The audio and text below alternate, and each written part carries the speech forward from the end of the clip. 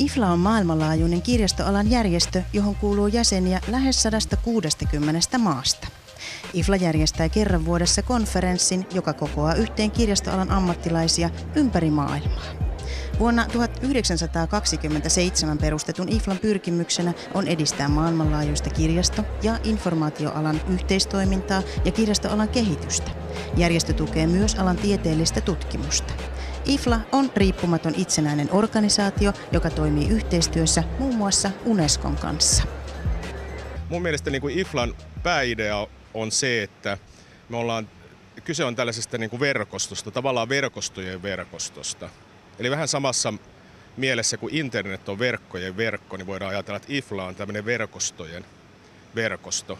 Eli tällainen verkostoja kokoava. Se tulee tässä nimessäkin International Federation of Library Associations, joka oli tämä IFLAn alkuperäinen nimi. Eli se oli kirjastoseurojen tämmöinen yhteinen kokonaisuus. Se tulee tavallaan siinäkin ilmi. Mä näkisin, että IFLA on ensinnäkin se tietenkin ajaa sitä, mikä kirjastoille on maailmanlaajuisesti yhteistä.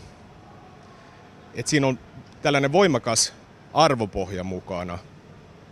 Tiedon saannin vapaus, sananvapaus, informaatio köyhien ja informaatio rikkaiden välisen kuilun kurominen umpeen, tämän tyyppisiä asioita, tasa-arvoa ajetaan, tällaisia vahvoja arvoja.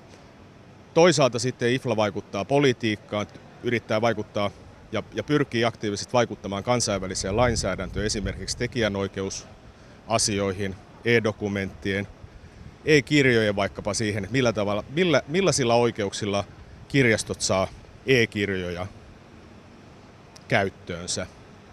Eli IFLA on myös tämmöinen lobbausjärjestö, pyrkii vaikuttamaan siihen, että kirjastoilla ympäri maailmaa on riittävät resurssit toimia.